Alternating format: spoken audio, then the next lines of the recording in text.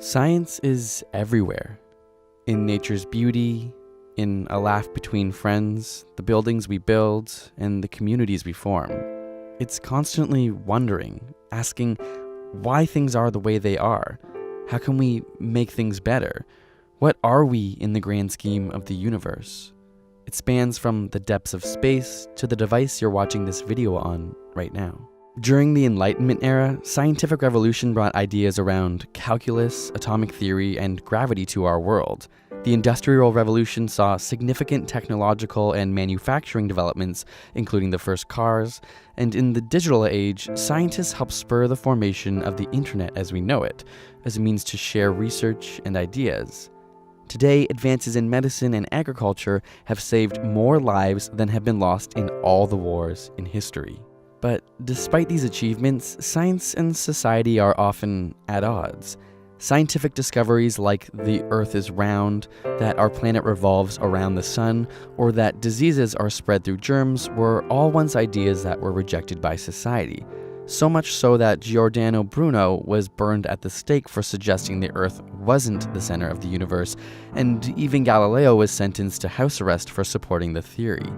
Today, we see the rejection of scientific evidence for vaccinations, leading to preventable diseases like measles coming back after being wiped out in the year 2000, or the rejection of scientific evidence for climate change, despite the vast consensus among scientists. As put by Carl Sagan, we live in a society exquisitely dependent on science and technology, in which hardly anyone knows anything about science and technology. And yet, when we look to history, we see that ignoring science has led to the crumbling of societies. Ancient Greece was a time of great learning around ideas of space, time, and light, and during the subsequent Roman Empire, these ideas were mostly embraced.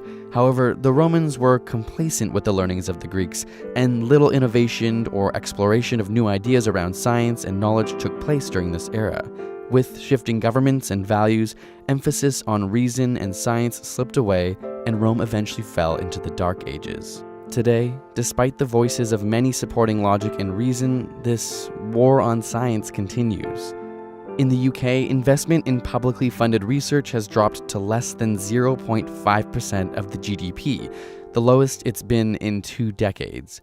This year, the US has cut at least $300 million from NASA's Earth science budget, which just happens to include climate science. Not only does this mean that existing climate studies will be ignored, but useful data won't even be collected in the future, all to serve ideological agendas. But for what?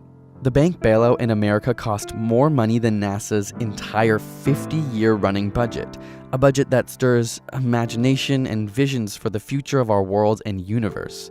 In the military budget, 1 month of spending is equivalent to NASA's entire annual budget. Here in our home of Canada, the war on science is in full effect under Stephen Harper's Conservative government. Our science libraries dedicated to health, environment, fisheries, and oceans are being shut down. Laws that were once in place to ensure the protection of endangered species have been gutted, with 80% of Canada's 71 freshwater fish species currently at risk of extinction. And not only has Prime Minister Stephen Harper eliminated the National Science Advisor role, but some 2,500 federal scientists have lost their jobs.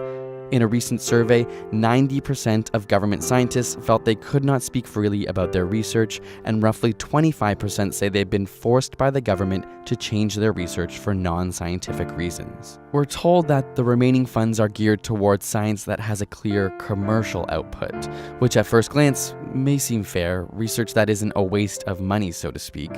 But when Einstein constructed the theory of relativity, did he know that it would lead to the development of GPS, nuclear energy, or the original television? These industries are worth billions, but focusing on commercial output is short-sighted, as science is often a slow, evolving, iterative process. Science is much more than a body of knowledge and applications. It's a way of thinking, a way to unravel the world's mysteries, see its beauty, where we can look at all the facts to make informed decisions instead of relying on preconceived notions and biases. Science doesn't choose a political party. It simply adheres to evidence. But just like good policy is supported by science, science is supported by funding and advocacy from our governments. So when you head to the polls to vote, Wherever you may be, remember that a vote for science is a vote for knowledge and progress based in reality. Look at your party's policies on science and take a stand. If you believe in the message of integrating science successfully into our societies, please share this video on Facebook, on Twitter, through email, in person, to remind the world how important science is. And subscribe for more weekly science videos.